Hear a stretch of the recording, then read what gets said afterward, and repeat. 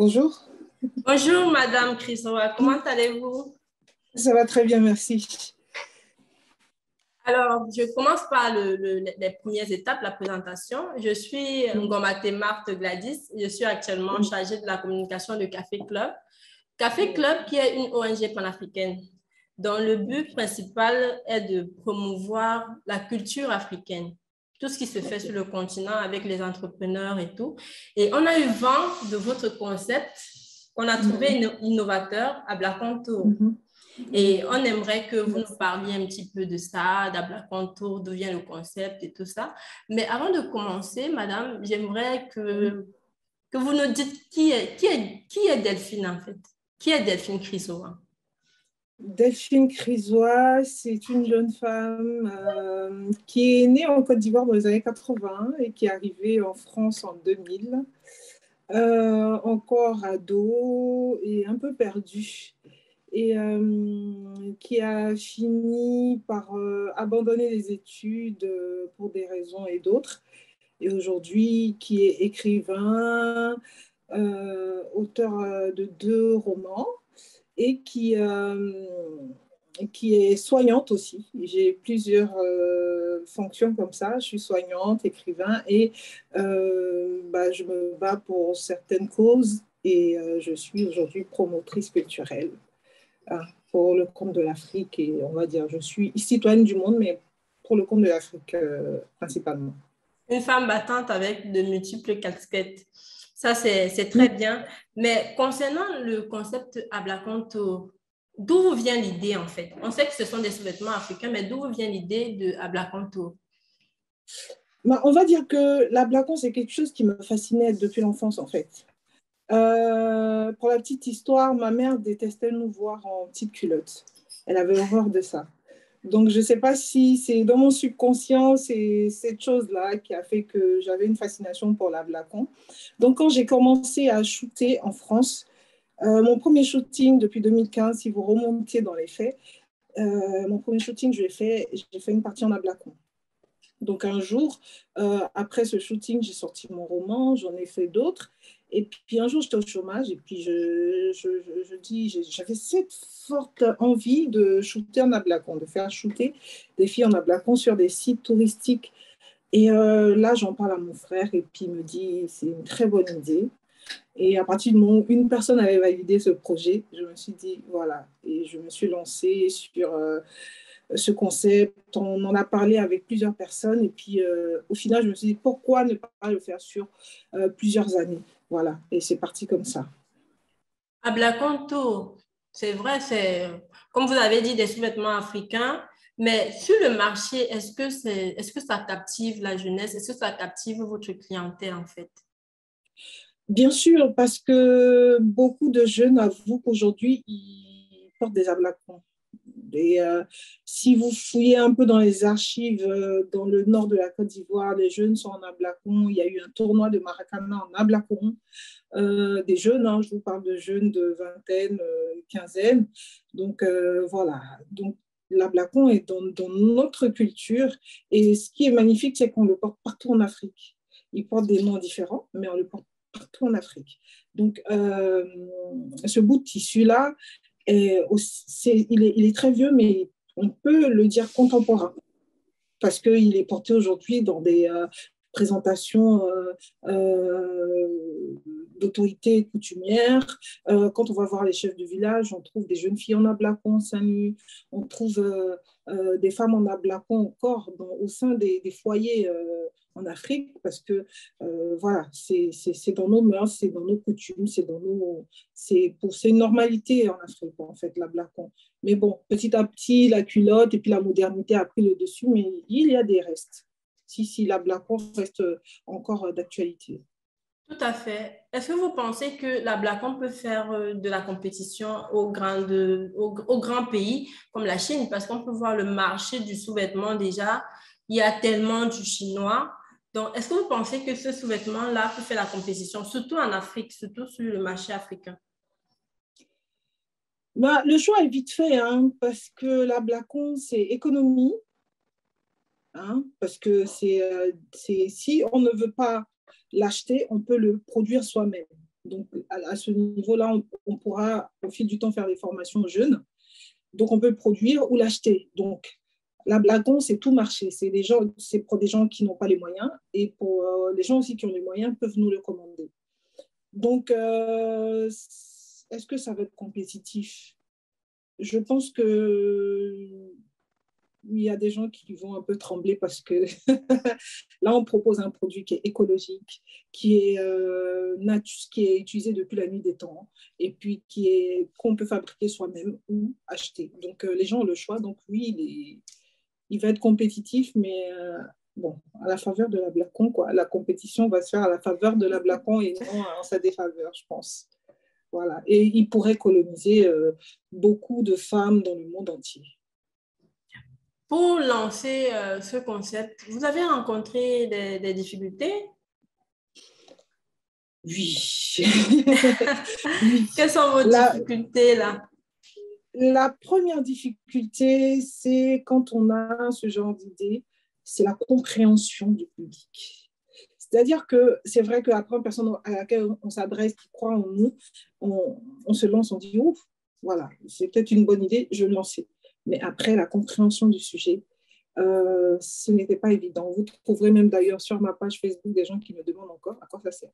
Pourtant, c'est tellement évident. On sait que voilà, ça a un côté économique, un côté écolo. On le répète, mais les gens ne comprennent pas. Donc, le plus dur, c'était la compréhension. Ensuite, c'était le financement. Et puis, allez-y, madame. Le financement, et puis après, il a fallu gérer ça d'une façon ou d'une autre. Mais comment est-ce que vous avez pu financer? Parce que j'ai fait un tour sur votre page Facebook que je trouve déjà les sous-vêtements très jolis. Mais comment est-ce que vous avez pu financer ça, ce projet-là? Vous avez eu un accompagnement particulier de l'État ou bien ça venait de vos propres poches? Alors, d'abord, j'ai commencé par faire des heures sup. C'est vrai que je suis soignante et sur le marché de l'emploi en France, les soignants ont la chance d'avoir du travail partout. Donc, j'ai fait des heures sup, voilà. Et puis, il y a arrivé un ange dans ma vie qui est mon compagnon, un ange merveilleux qui a pris le relais et qui me soutient énormément. Et oui, et même quand je suis partie pour faire des promos, c'est lui qui gère les enfants et tout ça. Donc oui, j'ai fait de l'autofinancement et puis avec l'aide de mon mari, de mon compagnon. C'est comme ça que j'ai réussi à produire les premiers ablacons, à faire des prototypes, à aller voir des, les stylistes, parce que toute séance de travail a un coût et c'était énorme. Mais à deux, on est aujourd'hui plus fort. D'accord. Maintenant, j'ai une autre question, madame. Vous avez parlé des stylistes. Quels sont les stylistes avec lesquels, les stylistes dont vous faites la collaboration, autant pour moi? C'est quel styliste? C'est Imana ici ou bien, je ne sais pas, les stylistes africains? Je travaille avec des stylistes africains. Le tout, ce n'est pas qu'ils soient africains ou européens, parce que les Européens peuvent comprendre le concept des Occidentaux. Mais là, je travaille principalement avec un styliste qui se nomme Zahadi, qui est en vogue en ce moment, qui a été meilleur styliste en Belgique en 2020 et qui habille les plus grands, Fanny Poupa et tout ça. Donc, je suis avec Zahadi et Kenny, qui est son proche collaborateur. Donc, tous deux stylistes en vogue et ils comprennent peut-être mieux la chose parce que c'est dans leurs origines. Donc, s'il y a quelque chose qu'ils ne comprennent pas, ils vont aller voir leur tata, leurs proches féminines qui ont déjà porté la blacon, qui peut leur dire, bah, dans cette configuration, il est plus confortable, dans cette autre configuration, c'est mieux. Voilà, donc c'était plus avantageux pour un meilleur lancement de travailler avec des stylistes du continent. Donc, c'est ce que j'ai fait. J'ai deux stylistes, un jeune, un Ivoirien et un Gabonais béninois, je crois. Un mélange, en fait, de culture. Ah et oui, tout à fait. La Blacon, c'est pour toutes les cultures et on y retrouve principalement l'Afrique, mais c'est toutes les cultures réunies parce qu'à la base, il y avait la Blacon. Et c'est tout à fait vrai parce qu'à la base, c'était le cache-cesse à la mode avant d'arriver au 21e siècle. Et ça va revenir à la mode parce que quand on voit les photos, on a envie de porter et de laisser le sous-vêtement on a l'habitude de porter et Je vous en rester, expédierai un. et rester complètement en ablacon. Madame, j'aimerais savoir combien de pays avez-vous déjà fait la promotion d'Ablacon Tour? Alors, à Black Contour, on est pour le moment sur la Côte d'Ivoire. On va évoluer vers d'autres pays. La prochaine étape, c'est le Sénégal, à coup sûr, parce qu'on retrouve la Blacon chez les lutteurs sénégalais aussi. Donc, on va aller leur faire un petit coup de pouce. Et après, on fera le tour du monde, parce qu'on le retrouve jusqu'au Japon. Donc, ça serait dommage de s'arrêter aux portes de l'Afrique. On va aller voir ce qui est parti du continent, ce qu'est devenu cette étoffe qui est partie du continent et qui s'est diversifiée sur tous les autres continents. On va voir dans quelle contrée on retrouve la Blacon. On aura sûrement des surprises, je pense. Tout à fait, moi, je suis sûre qu'il y aura beaucoup de surprises. Vous vous êtes lancé dans l'entrepreneuriat en Afrique. Quel est votre point de vue sur l'entrepreneuriat sur le continent? Quelle est la vision que vous avez de l'entrepreneuriat sur le continent? Alors, ma vision, c'est que l'entrepreneuriat, de ce que moi je vois, c'est beaucoup l'entrepreneuriat informel qui prend le dessus, même s'il y a des firmes multinationales et tout ça, et qu'il y a des particuliers qui s'en sortent très bien.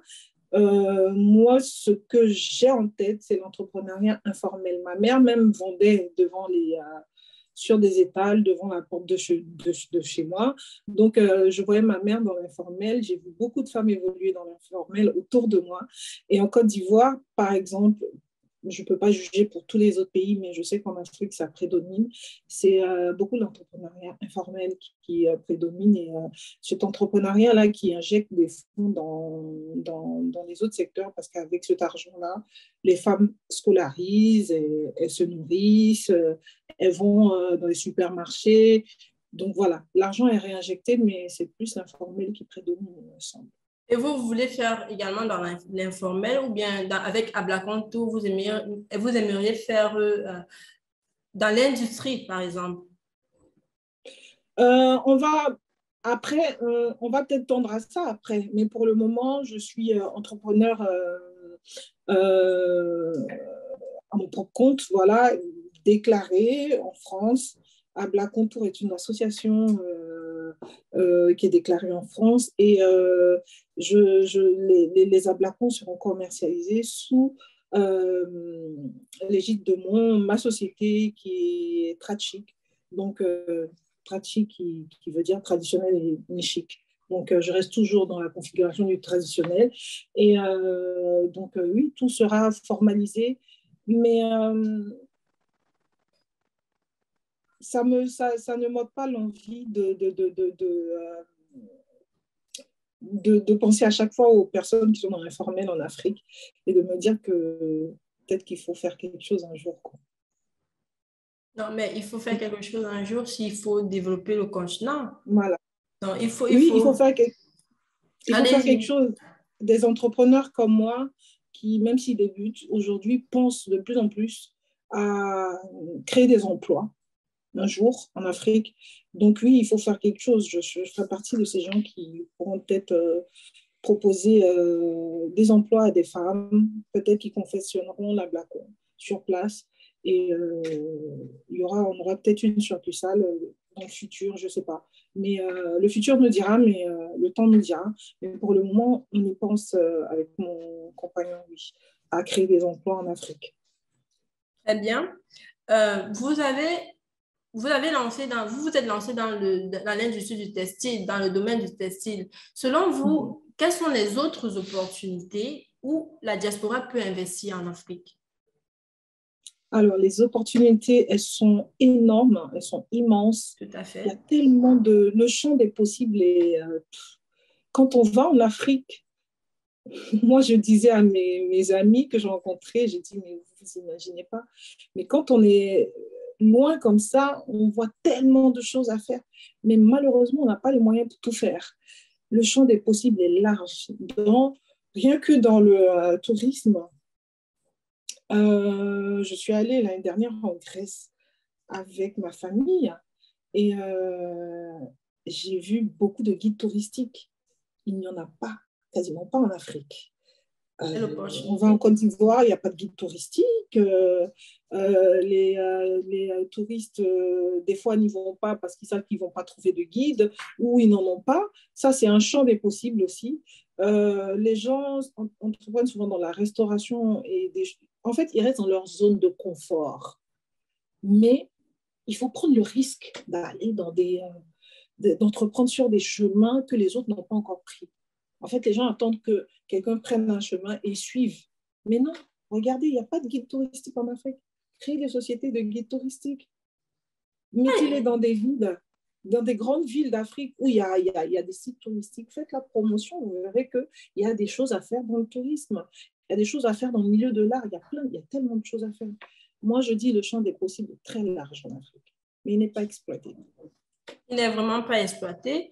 Mais il y a aussi ce grand problème-là qu'on rencontre parce qu'il n'y a pas... Avec vous, quand vous vous êtes lancé sur la Black Contour, c'est vrai, vous avez votre ange qui est votre époux aujourd'hui, vous avez votre personnalité, mais est-ce que vous avez eu des structures pour vous accompagner, pour vous donner l'information, par exemple, de Non, comment ça se passe sur le non, marché africain? non, j'ai pas eu de structure. Il en existe, il paraît. J'en ai eu vent, mais je ne veux pas faire du publicité ici parce que moi, aucune structure ne m'a apporté de l'aide. J'ai demandé de l'aide plusieurs fois à l'époque sur ma page. Personne n'est venu m'apporter de l'aide. Il faut savoir que concernant les structures, c'est une question de réseau en Afrique. C'est une question d'affinité. Les structures ont beau exister, c'est difficile d'accéder, des fois. C'est une réalité. Il ne faut pas se voiler la face. Tant qu'on n'a pas un revenu, tant qu'on n'a pas un fonds propre, c'est très difficile d'entreprendre de voir grand en tant qu'entrepreneur, de monter une société solide parce que souvent, les gens sont confrontés au refus des institutions. Des fois, même pour déposer un dossier, c'est très difficile parce que c'est une question de qui connaît qui, voilà. Donc, tant qu'on n'est pas dans le réseau, tant qu'on n'a pas une main invisible ou, je ne sais pas quoi, un oncle, une tante ou quelqu'un qui connaît quelqu'un, bah, on est un peu coincé. Donc, moi, je n'ai pas eu d'aide. Je connais bien les structures, mais je ne veux pas faire de publicité. C'est dommage pour les structures parce que si elles m'avaient tendu la main, j'aurais fait de la pub. Mais non. Genre, il en existe, mais elles ne sont pas du tout accessibles. Et c'est bien dommage. C'est vraiment dommage parce que c'est un problème que beaucoup d'entrepreneurs rencontrent. Soit ils n'ont pas, ceux de la diaspora n'ont pas l'information où investir, soit il n'y a pas d'accompagnement, vraiment rien. Et c'est Exactement. beaucoup de difficultés. Hormis à Black Contour, vous êtes écrivain de 2 œuvres. Quelles sont vos ambitions, madame? Vous êtes un modèle pour l'Afrique. Quelles sont vos ambitions futures? Ouais, merci. Mes ambitions, comme je vous disais tout à l'heure, c'est euh, quand on arrive en Europe, quand on sort du pays, quand on va à l'aventure, pas qu'en Europe, on peut être en Asie, un peu partout, on pense surtout à ceux qui sont restés et qui ont besoin de nous. Donc aujourd'hui, j'ai la possibilité, en tant qu'entrepreneur, de donner la chance à d'autres personnes. Si j'ai le moyen de le faire, c'est mon plus grand rêve de créer des chefs avec deux FES, des femmes, des chefs, des futurs chefs d'entreprise, de créer des âmes battantes qui savent résister au vent, à la pluie et aux aléas de la vie et savent pousser les portes pour des femmes qui savent pousser les portes de l'impossible. Parce que souvent, c'est ce qui freine les gens. Je ne peux pas, je ne vais pas y arriver, ils n'ont pas assez de soutien. Pouvoir soutenir les femmes qui vont entreprendre et devenir des grandes chefs d'entreprise demain, c'est mon plus grand rêve. Dans 10 ans, j'espère y arriver. Vous allez y arriver. C'est Merci. impossible que vous échouez. Ça va marcher. Ça va Merci, marcher. c'est l'objectif là en ce moment. Et puis aussi, ma foi, faire de la contour quelque chose de tellement énorme qu'on retrouve à la contour dans un clip de Beyoncé, dans un clip de Rihanna. et que vraiment à Black Contour, à travers ce concept, on puisse toucher le monde entier et leur montrer on a ramené quelque chose, on a ressenti quelque chose d'ancien qui est aujourd'hui, qui est écologique, qui est pratique, qui franchement sans C'est prise très de tête, joli. très beau. On le met, on l'enlève, easy, et ça peut faire de très belles tenues dans les clips, dans les figurations qui est artistique. Et le monde entier va porter à Blacon. J'espère que même au Cameroun, Non, non, il y aura des non. comptes. Chez nous, au Cameroun, on va porter. On va porter. Avez-vous, Merci. avez-vous des rêves pour le continent? Beaucoup de jeunes rêvent de partir en Europe. L'Europe, ce n'est pas le paradis, mais l'Afrique, ce n'est pas l'enfer. Avez-vous des rêves pour le continent africain? Oui, j'ai des rêves pour le continent africain. Je ne peux pas parler sans parler, sans dire nous, parce que je voyage avec mon mari, mon Non, compagnon. faites-vous plaisir, madame. On a des rêves pour le continent. Et oui, on a des rêves. On a envie de permettre à des gens, comme je disais, de sortir, pas forcément sortir d'Afrique, mais de se rendre compte que euh, le tout, c'est pas de sortir. Vous savez, je vais vous raconter une petite anecdote. On m'a raconté à la dernière fois l'histoire d'un jeune homme qui voulait absolument sortir d'Afrique. Et il est sorti et finalement, il est tombé sur un groupe de dealers. Et au final, il est devenu toxicomane. Et aujourd'hui, sa famille pleure. Donc, le tout, c'est pas de sortir. C'est à ça que je voulais venir. C'est pas de sortir, c'est de pouvoir s'en sortir. Et si on peut s'en sortir en étant sur place, c'est pas mal, on économise un billet d'avion et beaucoup de souffrance. Les gens pensent souvent que parce qu'on est là, on a choisi d'être là. Il y en a qui sont là parce qu'ils sont venus jeunes, comme moi, parce qu'on n'avait pas le choix, on n'avait pas le choix de dire non. On est arrivé avec l'accord des parents et tout, la bénédiction des parents. On essaie de s'en sortir. Aujourd'hui, on est ancré avec famille et enfants. Donc, on ne peut plus repartir comme ça. Parce que quand on veut repartir, les enfants disent non, mais moi, c'est chez moi ici, je suis née là. Donc, le but pour nous aujourd'hui, le rêve, le but ultime, c'est de pouvoir être tellement, avoir tellement de facilité de créer des emplois sur place que les jeunes ne se sentent pas obligés, avec un salaire normal et bien qui leur permette de vivre, qui ne se sentent pas obligés de partir et qui se sentent vraiment chez eux, bien chez eux, et que, ma foi, ils croient vraiment en l'Afrique et en ses potentialités. Tout à fait. Un conseil pour les jeunes entrepreneurs comme vous, pour cette jeunesse-là qui veut se lancer dans l'entrepreneuriat? Alors, le conseil qu'on donne souvent, c'est de croire en soi. Mais croire en soi, ça ne suffit pas, malheureusement. Euh, il y a un auteur célèbre qui disait que le propre du génie, c'est le doute. Et moi, je veux dire aux entrepreneurs, aux jeunes, je commence juste, je ne vais pas me lancer dans des grands énoncés lyriques, mais je veux dire juste aux jeunes qui commencent ou qui veulent se lancer que il faut croire en soi et si vous doutez, c'est que vous êtes peut-être sur la bonne voie, mais ne restez pas sur vos doutes. Trouvez le moyen de vous relancer, de vous relever de vos cendres, de vos doutes et de faire quelque chose de bien de vos idées. Et surtout, la première chose, c'est de protéger ces idées. Parce qu'on va crier à tout va, on m'a volé mes idées, mais qu'est-ce qu'on a fait pour les protéger? Il faut protéger vos idées avant de les annoncer. Parce que moi, avant de mettre un Black Contour sur le marché, j'ai fait la protection la plus basique. Ensuite, j'ai élevé le niveau et après, j'ai vraiment annoncé. Ce qui fait qu'aujourd'hui, le concept, il est là et je n'ai pas à dire on m'a volé mon idée parce que j'ai tout quadrillé en fait. Donc, quadrillez vos idées, croyez en vous et croire en soi, ça ne suffit pas. Il faut aussi même quand vous doutez, vous relever et prendre les bons conseils. Et ne cherchez pas à gagner l'argent très vite parce qu'on ne devient pas riche comme ça du jour au lendemain, à moins de jouer au loto. Vous perdrez beaucoup, mais peut-être que les années suivantes, les années passant, vous allez gagner énormément d'argent. Donc, il faut s'armer de patience et travailler sans relâche. Tout à fait. Qui dit africaine dit langue maternelle. Alors, pouvez-vous nous donner une expression dans votre langue maternelle pour motiver la jeunesse? Alors, ma mère avait cette phrase que je veux transmettre parce qu'aujourd'hui, on est dans un monde de buzz, de bruit et tout, et parfois, il faut savoir se taire. Ça, je l'ai appris à mes dépens et j'ai appris aussi le sens même de s'assagir et de rester calme et d'observer les choses avec le silence. Ma mère disait en Dida, je suis Dida, et ma mère disait Goné Doumo. Cette phrase veut dire le ventre. En fait, je ne peux pas la transcrire littéralement. Ça veut dire le ventre, c'est comme une ville, c'est un foyer. Tout ce qui est dans le ventre ne doit pas sortir. On doit aussi garder certains secrets. On doit se préparer à l'intérieur et savoir garder certaines choses au fond de nous. C'est pas tout ce qui est dans le ventre qui doit sortir, en fait. Là, le ventre, c'est comme une ville, en fait.